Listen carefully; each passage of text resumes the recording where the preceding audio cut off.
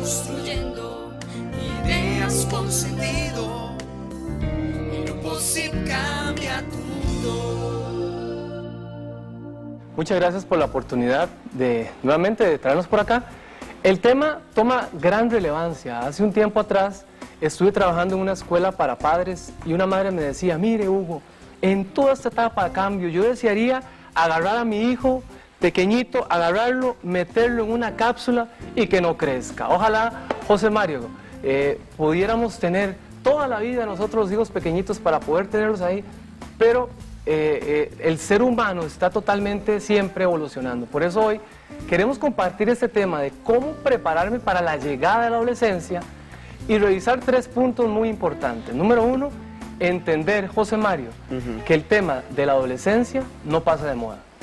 Todos constantemente nos relacionamos con adolescentes, ya sea que usted sea mamá, que usted sea papá, que usted sea docente, que usted sea hermana, que usted sea amiga, constantemente estamos relacionándonos con adolescentes. Número 2, el reto es hacer que la adolescencia no se nos convierta en la aborrecencia.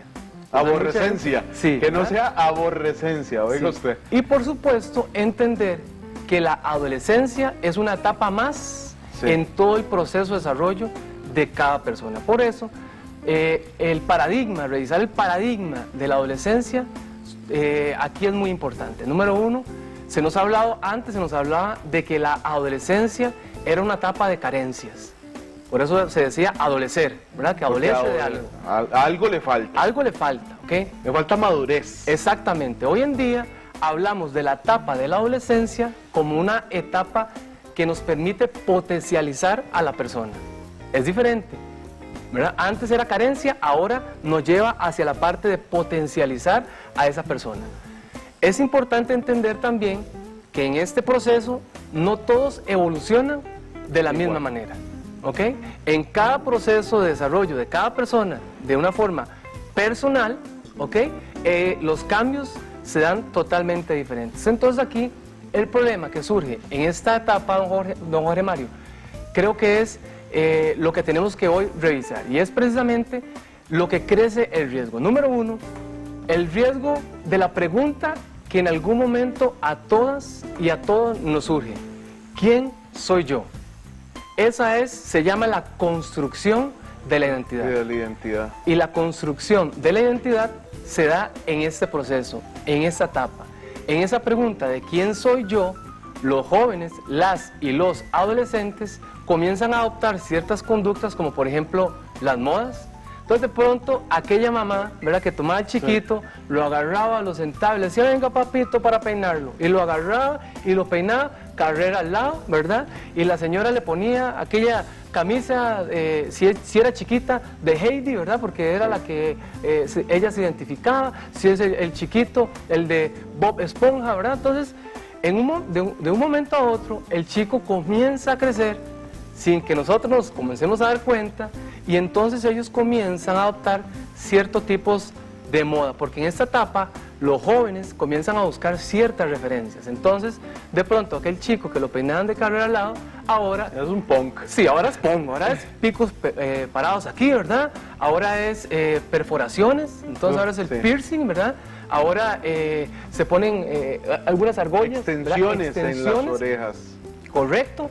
Y todo ese tipo de modas que se dan constantemente, incluso aquel joven, ¿verdad?, que en algún momento utiliza aquel pantalón casi que por las rodillas, ¿verdad?, enseñando sus boxers, es parte de este proceso, las modas. Ahora, ¿cómo actuar ahí? Ese es exactamente el problema, Hugo. ¿Cómo actuar ahí? Mire, yo no quisiera que el hijo mío, que Santiago, por ejemplo, se me hiciera unas extensiones, pero ¿cómo actúo yo de ser fuerte? Decirle: mire, hágame el favor, como lo haría la mayoría de los padres de familia, hágame el favor, y ni se le ocurra ni hacer esas extensiones, ni ponerse arete, ni dejarse pelo largo. Sí, sí. ¿Cómo actuar ahí uno como padre de familia? Porque de acuerdo a la respuesta de uno, así se pueden poner los muchachos pues más difíciles e incluso, hasta por qué no, comenzar con un proceso de agresividad. Claro, por eso estamos diciendo que el riesgo crece.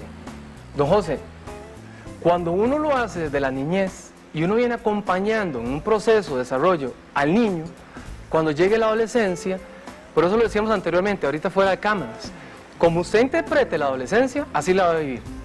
Y si la gente dice, es que la adolescencia es trágica, mire, yo he escuchado gente que le dice, mire, es que usted no sabe, ¿usted tiene hijos adolescentes? Le preguntan a uno, no, yo tengo hijos pequeños. Ah, espera que crezcan, es que usted no sabe. Entonces mucha gente vive la adolescencia a partir de cómo la interpreta.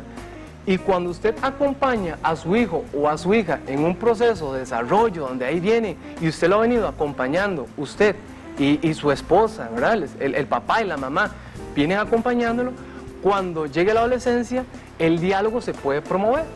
Pero muchos papás tratan de buscar el diálogo cuando el chico ya es adolescente. Y es difícil, por supuesto que es mucho más difícil. ¿Se puede hacer? Se puede hacer, pero requiere más esfuerzo. O sea, el asunto es acompañarlos desde que están pequeños e irlos formando. Lo ideal sería ir acompañándolos a ellos en todo este proceso, ¿ok? Porque recuerde que están en un proceso donde ellos también necesitan experimentar ciertas cosas. Y al final, los papás dicen, mire, papito, es que eso me pasó a mí y yo no quiero que a usted le pase lo mismo. Es más, estudie porque yo abandoné el estudio. Entonces a veces los papás, muchas veces, de una manera inocente, tratamos de privar a los hijos de ciertas cosas que a nosotros nos afectaron o nos perjudicaron en algún momento. Sin embargo, ellos quieren experimentar ciertas cosas. Ahora, hay que hacerlo con mucho cuidado. Y las modas, por ejemplo, ¿cómo intervenir en eso, por ejemplo, de los pantalones caídos? Porque la mayoría, yo sé que a la mayoría de las familias, eso no les gusta, Sí. pero no tienen otra alternativa que aceptarlo. Por supuesto. Lo que pasa es que cada familia tiene su forma de gobernarse, ¿verdad? Claro. Cada familia se lidera de una manera diferente. Imagínense si hablamos del tema de la vocación. Algunos jóvenes dicen, mire, es que yo quiero estudiar para periodista, pero resulta que mi papá es doctor, y entonces mi abuelo fue doctor, y mi bisabuelo fue doctor, y en la familia todos somos doctores, entonces mi papá quiere que yo sea doctor. Hasta en esas cosas tenemos que tener cuidado, porque al fin y al cabo, ¿verdad? Muchas veces el chico realiza aquellas cosas, pero tampoco lo realizan, y también genera mucho desgaste. Y un punto muy interesante que son las famosas luchas de poder. Están bajo una necesidad de pertenencia, entonces se comienzan a acercar a grupos de pares, Claro. Los chicos comienzan a socializar con grupos que están atravesando la misma etapa, hay un sentido de reafirmación, eso significa que ellos también quieren tomar sus propias decisiones, y qué bonito es enseñarle a un hijo a que pueda tomar sus propias decisiones, o sea, enseñarle a desarrollar criterio en lo que hace. Al fin, ayer estaba desarrollando una capacitación, ayer domingo en la mañana, y me decía una señora, mire, yo cuando salgo de mi casa, las cosas cambian igual. Ellos saben que cuando yo no estoy, se tienen que cocinar, mi marido se tiene que cocinar, y qué bonito porque esa señora ha entendido, ¿verdad?, que al fin el darle la posibilidad a los hijos también de que ellos mismos comiencen también a autogestionarse, ¿verdad?, sus Sí. propias decisiones, es muy importante. Por eso, José, hoy quisiéramos compartir 3 ideas fundamentales, que la gente las apunte para que puedan disfrutar este proceso en el que están sus hijos y sus hijas. Número 1, cuestione los estereotipos heredados de la adolescencia, porque antes se interpretaba la adolescencia como rebeldía. Sí, claro. Entonces la señora dice, mire, es que antes yo le decía al muchacho, vamos mi amor, vamos para donde la abuela, alístese. Y el muchacho se alistaba, ¿verdad? Se alistaba, se ponía la ropita, se iba. sí. Y ahora le digo, vamos mi amor, para donde la abuela. Ah, no, mami, qué pereza, qué aburrido. Ve, que ese chiquito ahora es un rebelde. No es que es rebelde, Sí, es sí. que él está en una etapa donde quiere experimentar y donde tiene otras necesidades, ¿verdad? Y eso es muy importante. El estigma y las etiquetas que se dan. ¿Cuántos papás, cuántas mamás pasan etiquetando constantemente a sus hijos? Es que este muchacho desde que es adolescente es un vagabundo. Y es un vagabundo, entonces no lo podemos poner a hacer nada porque no cumple con nada, porque le pido algo. Entonces, más bien... Y lo relegan. Exactamente, lo relegan. ¿Qué es lo que hacemos con esto? ¿Ah? Que la conducta nuevamente, la conducta que el papá o la mamá no quiere, se vuelva nuevamente a manifestar. Entonces hay conductas de vagabundería, ¿verdad? Entonces, en algún momento de parte de los y las adolescentes, porque estamos estamos etiquetando o estigmatizando constantemente. Otro también tiene que ver con el desarrollo de los hijos en una etapa de socialización, e incluso en algún momento ya los chicos comienzan a tener hasta el deseo de tener un novio, una novia. Y esto, don José, para muchos papás, esto es como el acabose, ¿verdad? Eso es el acabose, Yo, claro. suegro, imagínense, ¿verdad? O sea, yo suegra, jamás, a mi edad, o sea, 35 años, 40 años, y ya me van a decir suegro y suegra. Pues es una etapa también que viene en este proceso también de la adolescencia. Entonces, aquel chico, ¿verdad? O aquella chica que le cantaban cumpleaños y con aquel quecote, era un queque de Barney y tenía el peluche de Barney y todas las fotos de Barney. Antes todo lo que hablaba era Barney, ¿verdad? Ahora es Bernie, ¿verdad? Entonces Bernie para arriba, Bernie para abajo y la casa colapsa. Antes hablaba de Mickey, ¿verdad? De Mickey Mouse. Ahora es Mikey González. Ahora la cosa cambia y comienzan como a darse ciertas situaciones dentro de la familia que la familia antes no estaba acostumbrada. Entonces, esos estereotipos que se han ido dando dentro de lo que es, o que nos han ido heredando, deberíamos de irlos cuestionando, ¿no? Número 2, las luchas de poder. Qué difícil, ¿verdad? Pero comienzan a darse luchas de poder. A ver, ¿quién es el que manda aquí?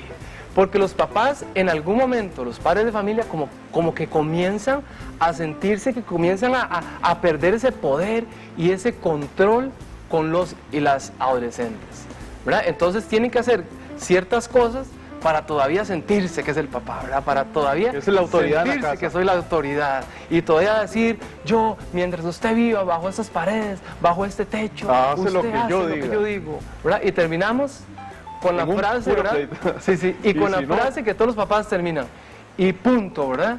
O Y si no, punto. se va a la casa. Al final, esta frase siempre es muy trillada, pero de cierta manera nos refleja que los papás tienen temor a perder o el poder y el control con los papás, ¿ok? Dentro de eso también los adolescentes tienen más autonomía, o pierden más la autonomía y la dependencia hacia sus figuras de autoridad. Entonces ya no dependen tanto. Antes sí, antes nosotros andamos detrás de los chicos, ¿verdad? Papito, ya listo la ropa, papi. Bueno, hay muchos adolescentes que todavía, ¿verdad? Pero en algunos casos ya los adolescentes han comenzado a ser más autónomos, más independientes.